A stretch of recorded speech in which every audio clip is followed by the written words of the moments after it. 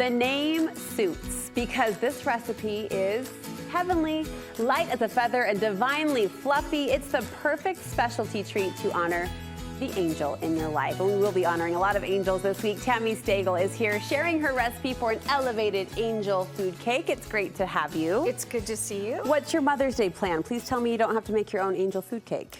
No, I'm not. I'll be served, luckily.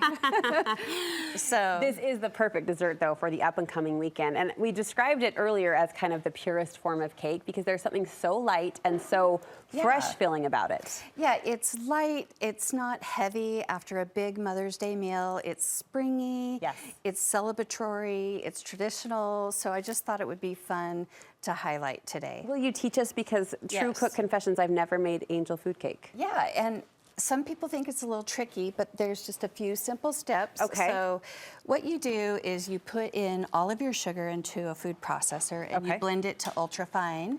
Then you don't have to go to the store and buy a super fine caster sugar. But you want it as fine as you can get it. That creates the texture? You just want it super fine so you don't have that grit in your cake when it bakes. And then you'll pull out a cup and you'll use that cup of sugar, and we'll talk about that in a second, to make the meringue portion. Okay. But then you leave in the other 3/4 cup, so it's 1 3/4 cup of sugar. You leave that in the food processor, and to the food processor, you're gonna add an all-purpose flour. Okay. And normally you would use a cake flour. I was gonna say, just the flour I have in my pantry works fine? Yes. Normally you'd use a cake flour, but sometimes it's really hard to find and a lot of people don't stock it. Yeah. So the way you can make your own cake flour is cornstarch. Oh, here it comes, okay. So 2 tablespoons of cornstarch, and now you have cake flour. And the reason is because it softens the protein so you get that soft, fluffy texture. Aha. And then, So don't panic. If you don't find cake flour on the baking oil, you can adjust. Correct. Okay. And then salt, and then you pulse all of those in your food processor to get them all light and airy. Okay. And then we'll move on to the next step. Next step, please. So the next step is your egg whites. And sometimes when I'm cracking egg whites, if you crack them at room temperature, they separate really fast and easy. And then I'll just squeeze a little lemon juice on my hands and let it, the egg whites pass through my fingers. Okay. And it's super simple. You don't need any special tricks, but it does take 12 eggs, 12 egg whites. And then what you do is you put those egg whites in your mixer.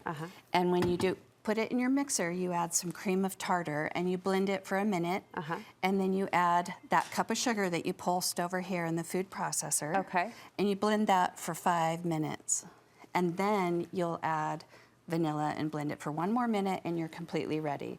So here is Look how pretty that is. the special part, if I can work in this backwards. You got it? I know. It's like looking in a mirror. That's true. Only a Let's little see. harder. Do you get it? Should I take it? There we she go. goes. Okay. Okay, so we'll take that off. Yep. I'm going to be your and dish girl. Then what you do is, this is the flour and the sugar and everything that you just pulsed in your food processor to make really light and fluffy. Okay. And then you're going to take that flour. This is the most important part. Okay. Because everything else up to now is fairly simple. You're just going to sift it in there a little bit, and then you're going to take a rubber spatula and just fold it in. Okay. And you'll do that 4 or 5 times until it's all folded in. And then once it's folded in completely, 100%, you transfer it to your pans. Now, these are not a traditional angel food cake pan. These are tall. These are just a regular cake pan. Oh, okay. But you'll put them in evenly into 2 pans and then make sure that you get it flattened down with an offset spatula. And these are sprayed and lined or just lined? This is just lined with parchment. Okay. And you do use an ungreased pan. So the reason I put parchment is because it's not a traditional angel food cake pan, which is the one with the hole in the center, because I wanted to do a fancy version. Stacked cake. Yes. Look how pretty that is. And so, okay, baking instructions for us, Tami? baking instructions, 325 for 40 minutes. Okay. Then you run a knife around the edge, flip it over onto a cooling rack, and let it cool.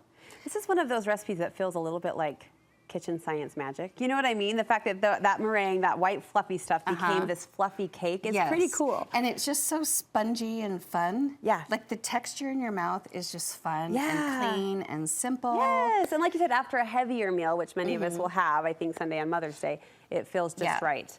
All right, and then how did you layer it up for that beautiful presentation? So here's where I wanted to show you the fun trick. Okay. So I've taken a bunch of strawberries that are cut in half, and I'm just gonna line them right in here like this.